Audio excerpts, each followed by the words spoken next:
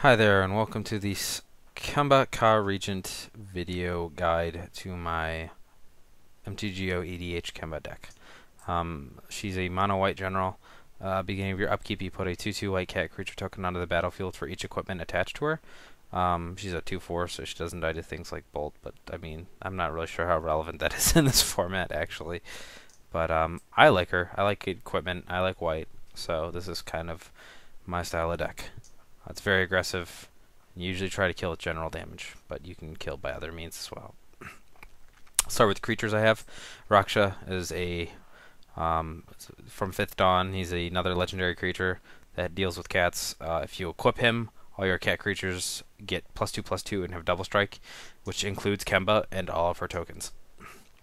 Stone Hero Giant. He's a 5 mana dude. You pay 2 mana, tap him, you search your library for an equipment card, put it on the battlefield, and attach it to a creature. Kemba.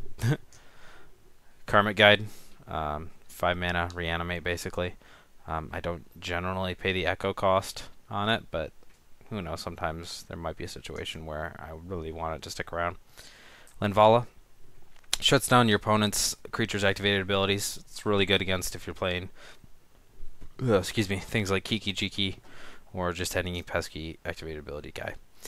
Indomitable Archangel. If I have 3 or more artifacts, my artifacts have Shroud.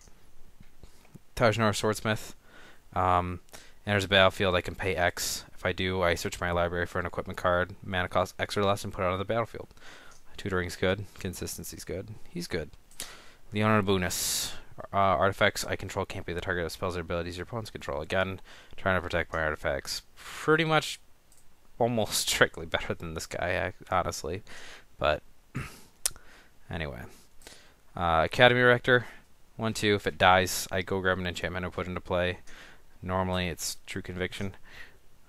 Pure Steel Paladin. Probably the best card in this deck, to be honest. Whenever an equipment enters the battlefield under your control, you can draw a card. If you have 3 or more artifacts, your equipment causes 0 to equip. 8.5 tails, 3 mana, protect something, or 2 mana if the spell or permanent you're protecting it from is already white. Leon Shikari, I can activate equip abilities anytime you can cast an instant. This combos really well with Pure Steel Paladin, basically making it so that none of your stuff is targetable, pretty much. Stoneforge Mystic, I'm not sure I need to explain why this card's good. Yeah. Weathered Wayfarer, tutoring up lands. Usually you're not going first, or there's a green player at the table ramping, so usually he's active, and you can search up lands with him. Mother of Ruins, tap, protect a creature that or actually it doesn't matter if you control it, protect any creature really. Etch Champion, usually this guy's got protection from all colors, and if you somehow lose Kemba, he's extremely good with equipment on him. Non-artifact or non-equipment artifacts. Chroma's Memorial, creatures you control: flying, first strike, vigilance, trample, haste, and protection from black and red. Whew, that's a mouthful. But yeah, making dudes from this guy have haste, flying, and vigilance. The rest of it's kind of gravy, but yeah, it's really good. Gauntlet of Power. You name white, all your white creatures get +1/+1. You get double mana basically. Eldrazi Monument, +1/+1, flying indestructible on all your dudes. In your upkeep, you have to sack a guy or sack it. Kemba, basically, you put Eldrazi Monument on the stack first, and then Kemba's, and then you get the guys, and you sack one of the guys with Summoning Sickness to this. Built-in sack outlet, pretty good. Extra player lens, exile planes, all your planes tap for double mana. And all your opponent's planes do too, but I mean, Sol Ring, Temple of the False God. Onto lands, I should say. I should segue that. Temple of the False God, 2 mana for 1 land, pretty good. These are all fetch lands for planes. Ancient Dead adds to Metalcraft. A Ganjo Castle, prevent 2 damage to a legendary creature. Amiria, start reanimating guys if I have 7 or more planes. Flagstones, survives mass land destruction, gives you a planes. Scroll down here. Windburst Kites, I get to cast a spell for free if I attack with 3 or more guys. I shouldn't say for free because it costs a white and you have to tap this, but you know. Inkmoth Nexus, really, you can just one-shot people with this, with some of the equipment in here. Strip Mine, Tech Edge. Onto spells, Catastrophe.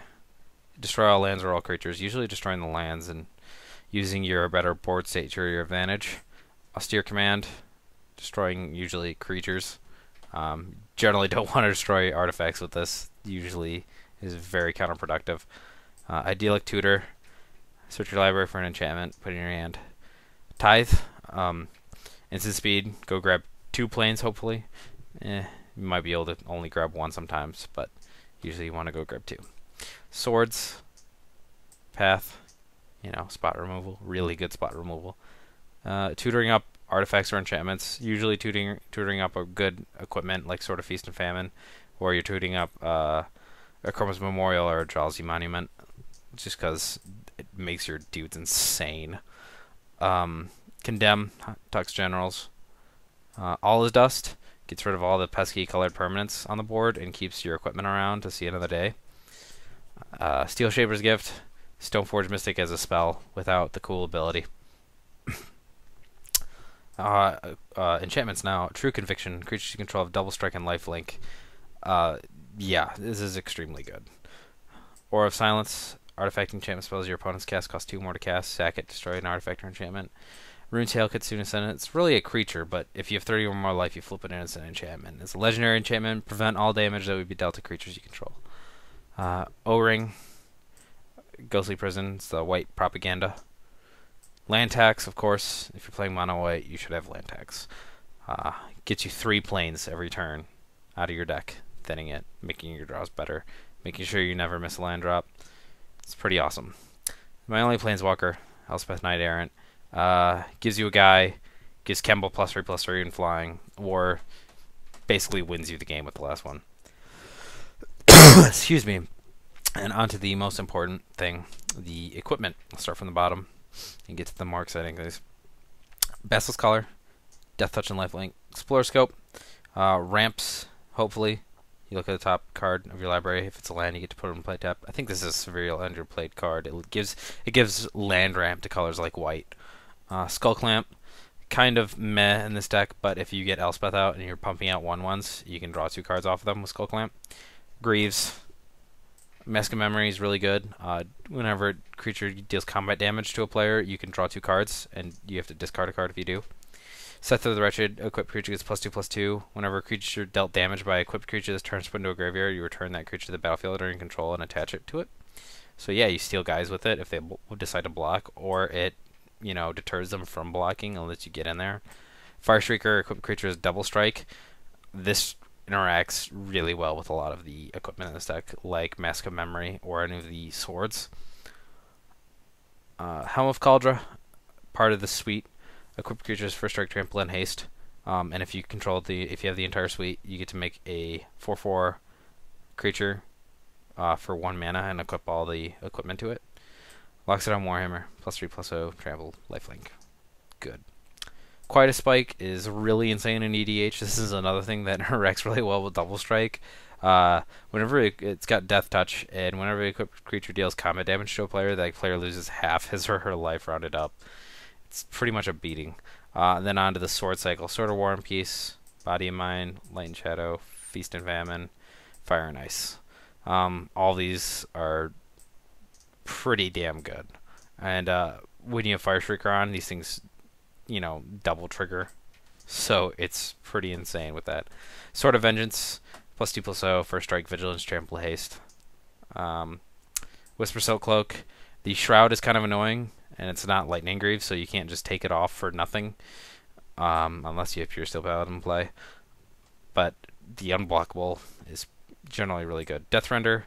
Equipped creature gets +2/+2, and if the equipped creature dies, I can put a creature card from my hand on the battlefield and attach it to it.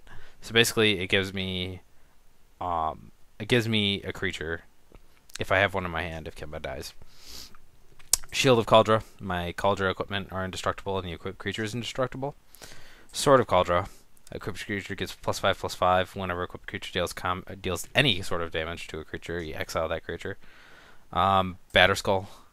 Not really the best thing to equip to Kemba because it's really expensive, but I think all of us know that I have Stoneforge Mystic in this deck, and if I get Stoneforge Mystic out on turn 2, you know what I'm grabbing.